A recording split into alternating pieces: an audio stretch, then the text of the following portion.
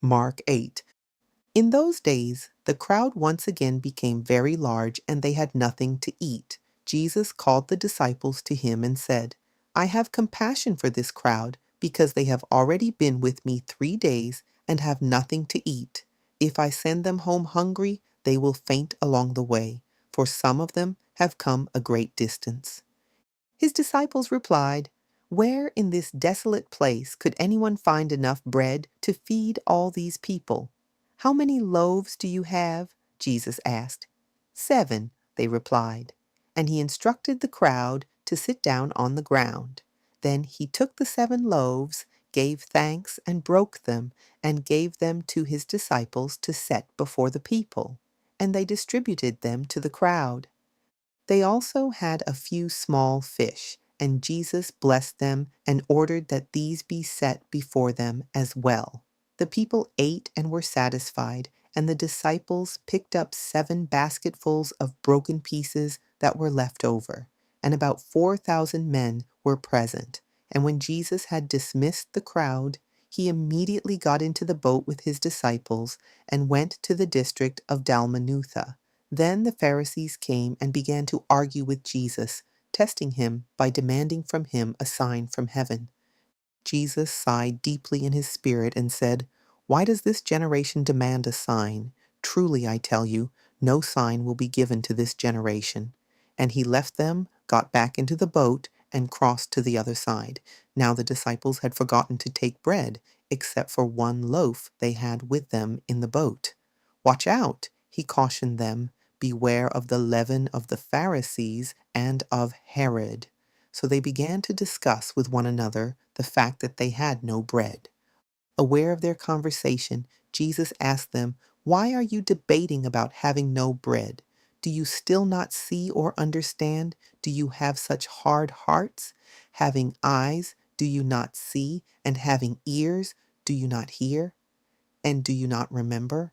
When I broke the 5 loaves for the 5,000, how many basketfuls of broken pieces did you collect? 12, they answered.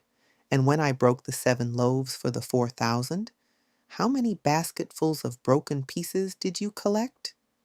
7, they said.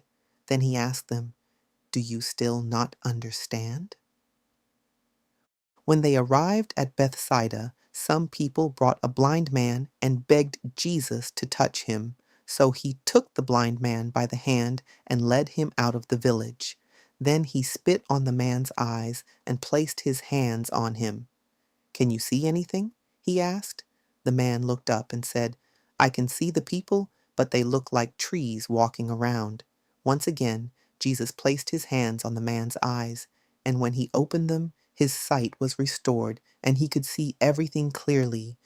Jesus sent him home and said, Do not go back into the village. Then Jesus and his disciples went on to the villages around Caesarea Philippi. On the way, he questioned his disciples, Who do people say I am? They replied, Some say John the Baptist, others say Elijah, and still others one of the prophets. But what about you? Jesus asked. Who do you say I am? Peter answered, You are the Christ. And Jesus warned them not to tell anyone about him. Then he began to teach them that the Son of Man must suffer many things and be rejected by the elders, chief priests, and scribes, and that he must be killed, and after 3 days rise again. He spoke this message quite frankly, and Peter took him aside and began to rebuke him. But Jesus, turning and looking at his disciples, rebuked Peter and said, Get behind me, Satan, for you do not have in mind the things of God, but the things of men. Then Jesus called the crowd to him along with his disciples, and he told them, If anyone wants to come after me, he must deny himself and take up his cross and follow me. For whoever wants to save his life will lose it. But whoever loses his life for my sake and for the gospel will save it. What does it profit a man to gain the whole world, yet forfeit his soul? Or what can a man give in exchange for his soul?